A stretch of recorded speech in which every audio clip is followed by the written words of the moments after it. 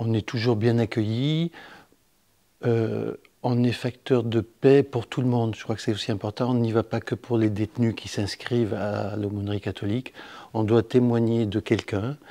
C'est important, donc on témoigne du Christ. Et on est vraiment bienveillant vis-à-vis de tous les détenus et vis-à-vis des surveillants. Je pense aussi que les surveillants, d'abord on dépend d'eux et ils ont une vie difficile, donc on est facteur de paix. Voilà, donc on doit favoriser la cohabitation avec les surveillants et dans les cellules. Voilà.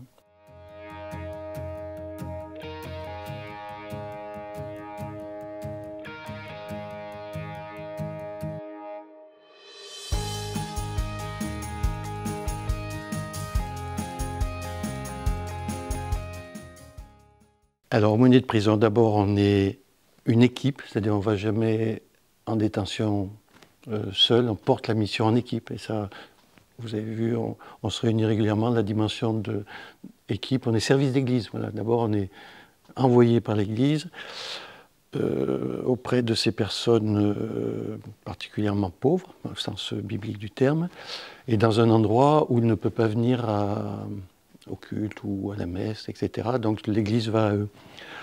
Voilà, donc cette mission est bien portée collectivement. Et le rôle, c'est défini par l'administration, c'est accompagner la vie spirituelle des détenus. Alors ça peut être surprenant, mais toutes les personnes ont une vie spirituelle, et surtout dans ce moment où leur vie est remise en cause. Ouais, ça rejoint bien sûr les évangiles, où les personnes qui accueillent le plus rapidement, le plus spontanément le Dieu de la vie, c'est les personnes qui sont blessées. C'est pas les pharisiens, c'est pas les sachants, c'est ceux dont la vie est mise en cause. Voilà. Après, la caractéristique de l'aumônier, c'est qu'on a le droit aux visites en cellule, donc avec les clés. Donc là, on va chez eux, la cellule est leur partie privative. Donc on frappe quand on arrive, voilà. Et la difficulté, c'est en fonction du nombre de détenus. C'est-à-dire s'il y a 3 détenus dans la prison, voilà, c'est un des gros problèmes de la détention, c'est que, juste un chiffre, sur Gradignan, où il y a 1080 détenus pour 600 et quelques places, il y a déjà 140 matelas au sol. C'est-à-dire que dans 9 mètres carrés, vous avez 2 personnes sur des lits superposés et un troisième avec le matelas glissé sous le lit quand on sort le soir. Voilà, donc la difficulté qu'on rencontre, elle est purement d'accès aux détenus, c'est-à-dire par manque de surveillants, ou parce que voilà. Et en fonction des détenus, on est accepté, on est accueilli, sinon on essaye d'aller sur le couloir ou de trouver une salle où on peut aller avec le détenu. Voilà. Alors il arrive d'avoir des échanges très particuliers où il y a le détenu qui s'inscrit, mais en même temps il y a un étranger orthodoxe, éventuellement un musulman. Voilà. Alors soit il refuse et on respecte, on est là pour facteur de paix. Voilà, la première chose que le Christ annonce, c'est la paix.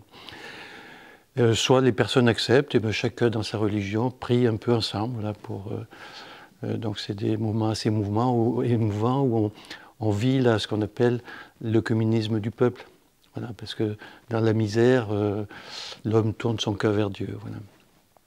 Après, on a une mission de distribution d'objets de piété. Moi, je suis étonné, je ne pensais pas distribuer autant de chapelets, de bibles, de croix, d'icônes. Voilà. Donc c'est un lieu très œcuménique, je l'ai dit, il n'y a pas d'aumônerie orthodoxe, donc nous avons pas mal d'orthodoxes, voilà. De chiffres aussi, 160 inscrits quand même, donc, dont 30 femmes, voilà, pour 7 aumôniers, voilà, donc ça fait beaucoup de personnes à suivre. Et la dernière mission, c'est de témoigner, c'est-à-dire que ce soit en Église ou dans le monde, c'est-à-dire que la prison, c'est un peu le thermomètre de notre société. Bon, il suffit de regarder les journaux pour voir que la prison ne va pas bien, parce que notre société ne va pas bien. S'il y a de la violence, s'il y a de la drogue, s'il y a une violence désinhibée, ce n'est pas la prison qui réglera le problème, c'est bien la société, voilà, dans une parole de vie sur l'accueil des personnes, sur la justice, sur l'enseignement. Voilà, alors, on en parlait tout à l'heure, en détention, paradoxalement, les inscrits ont un rôle de prophète. C'est-à-dire qu'à l'arrivée, on leur dit il y a des aumôneries, mais bon, ce n'est pas leur sujet premier. Quand ils arrivent en détention, déjà il y a le choc carcéral, il y a toute comprendre l'intendance. Enfin, donc l'aumônerie n'est pas la priorité pour la plupart de ces personnes. Et la plupart des personnes viennent parce qu'effectivement, ils voient des personnes qui vont à l'aumônerie et ceux qui viennent en disent. Souvent, il y a le co-détenu, du coup, voilà, ils disent, mais viens, voilà. Donc, c'est très important pour eux, et c'est eux qui, effectivement, ils sont tout le temps ensemble, ils sont tout le temps, donc c'est eux qui portent la communauté, hein, de fait. Alors ils sont très demandeurs d'abord des messes, ils sont demandeurs des messes. En ce moment, pour des questions de non-mixité, on a une messe femme, puis le dimanche suivant Rome, voilà, alterne. Donc ça fait qu'ils ont la messe tous les 15 jours. Donc pour beaucoup, ça reste une souffrance, voilà. Donc il y a, dans la rencontre, c'est une rencontre collective d'abord, puis avec le Seigneur. Puis la rencontre en groupe, et voilà. Alors il y a tous les cas de figure, hein, sur 160 personnes, c'est comme dans le monde, il y a autant de personnes que d'inscrits. Donc il y en a qui sont inscrits, voilà, moyennement fidèles, et puis il y a vraiment des personnes qui découvrent, qui ont un chemin de foi, et bon, on est à 40% de fidélité à la messe, donc je pense qu'il n'y a pas beaucoup de paroisses entre qui peuvent se prévaloir d'un tel taux de présence, voilà. Et pour des personnes, voilà, on le voit bien quand on rentre, on voit tout de suite le visage du détenu dans la rencontre individuelle. De suite, c'est quand même le sourire et le regard, ah c'est toi, voilà. Donc ça, c'est le critère qui nous fait dire.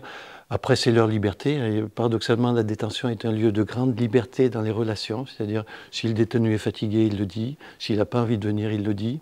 Et ma mission, c'est de respecter sa liberté. Voilà. Et je n'ai absolument pas à juger si un matin, il n'a pas envie de se lever, parce que des fois, il n'a pas dormi, il y a eu du bruit toute la nuit. Et tout le monde le dit, on expérimente une liberté dans les deux sens, le respect absolu de la liberté de l'autre. Une des caractéristiques, c'est quand même qu'on est gratuit. C'est-à-dire gratuit, d'abord on est bénévole tous, hein, quel que soit tous les aumôniers sont bénévoles. Et gratuit, c'est-à-dire qu'on n'attend rien. On témoigne de quelque chose, mais la suite, ça se passe entre eux et le Christ. On peut les aider à prendre confiance, à se relever et à oser présenter leur misère à Dieu. Mais après, ça se passe entre eux et Dieu. Voilà, je crois que c'est très important de bien comprendre cette limite pour pas être dans la confusion. Et là-bas, c'est toujours quand même les Écritures. On partage beaucoup, la plupart des rencontres, on finit ces prières, l'évangile du jour ou l'évangile de dimanche prochain, et puis les évangiles s'adressent quand même aux gens humiliés. L'évangile, c'est l'évangile des humiliés. Hein. Le Christ est humilié sur la croix, mais pour aussi porter. Et donc d'arriver à présenter ces humiliations, avant de parler de pénitence, voilà, c'est bien présenter ces humiliations et bien sûr ces péchés à Dieu pour qu'il les prenne et pour s'en libérer et avoir ce chemin de relèvement. Voilà. Donc là, on n'est pas là pour punir des gens, on est bien là pour les obliger entre quatre murs à relire leur vie, non pas référer à leur violence ou à leur parcours, mais référer à la loi et à la parole de Dieu. Voilà, la grande question de l'homme, c'est est-ce que je suis référé à ce qui se passe en moi, est-ce que je suis référé à l'extérieur, voilà. Un chrétien, c'est toujours la loi de Dieu, aimer Dieu, c'est aimer ses commandements. Hein. Voilà, donc les accompagner dans ce relèvement, mais dans l'amour. Voilà, on les aime, on les regarde avec bienveillance, et dans ce moment de paix pour eux, ils peuvent alors se détacher de leur misère. Voilà, et Dieu est miséricorde, il prend la misère de Dieu dans son cœur, mais pour nous en libérer. Voilà, pas pour nous rajouter de la peine. Voilà, Dieu est venu sauver ceux qui étaient perdus. Déjà, notre mission est très claire vis-à-vis de l'administration pénitentiaire, c'est-à-dire ça commence quand on rentre, ça finit quand on sort. Voilà, donc on n'a absolument pas le droit de pouvoir créer un lien avec l'extérieur, parce que, alors surtout Gradignan, c'est un centre pénitentiaire, donc il y a un centre de détention pour personnes jugées, mais l'essentiel, c'est une maison d'arrêt, c'est-à-dire des gens qui sont prévenus, non jugés. Donc en cours de procédure, voilà, il est hors de question qu'il y ait des risques de passerelle. Alors ça c'est une question, alors nous sommes des aumôniers de prison, nous ne sommes pas des psychologues, à chacun son métier. Et il y a 30% de détenus qui ont des soins psychologiques, voire psychiatriques. La délinquance est quand même très liée à la psychiatrie, et notamment à la psychiatrie post-consommation de drogue aussi, il faut quand même... Voilà. Et parcours, là, quand on vit dans la violence permanente, si on a une potentialité psychiatrique, elle émerge. Voilà. Voilà, mais on ne veut surtout pas se positionner comme psychiatre, même si moi je vais souvent à Cadillac, hein, où on rencontre, voilà, même il y a des délires mystiques où la personne pense avoir entendu des voix qui seraient responsables de son acte abominable. Bon, on est là pour ramener quand même, on est un Dieu incarné qui vient dans notre humanité, pas un Dieu qui justifierait une évasion de notre vie quand elle est insupportable.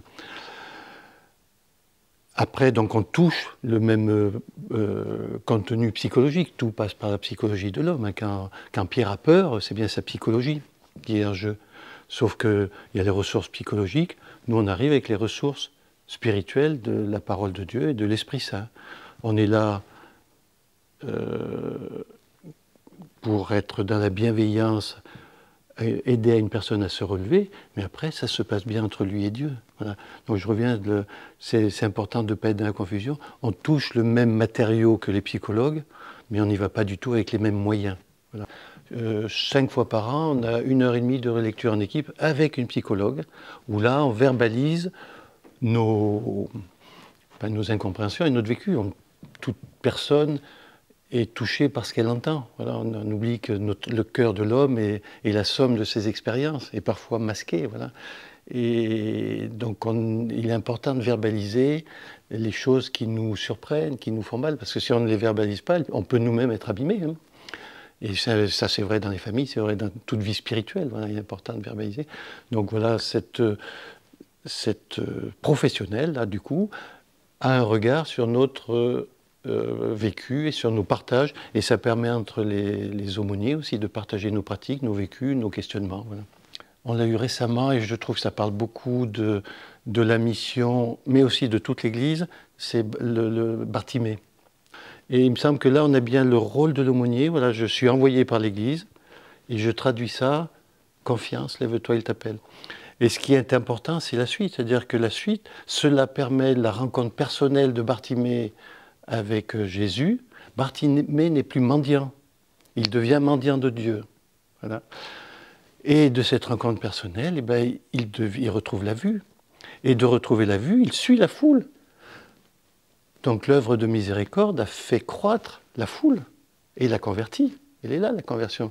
Donc il y a dans cet évangile de Bartimée, on voit bien la dynamique trinitaire qu'il y a entre l'œuvre de miséricorde, qui s'adresse en réalité à tout le monde, un peu plus à ceux qui sont à Gradignan, mais chacun en a besoin, et la croissance de l'Église. Voilà. Et effectivement, cette dissociation qu'il peut y avoir entre la foule qui marche et l'œuvre du miséricorde est une grande anomalie spirituelle. C'est bien dans la dynamique entre les deux que la croissance se fait. Voilà. Donc je trouve l'évangile de Bartimée pour ça très très pédagogique. Il y a la mission de l'aumônier, mais il y a toute l'Église.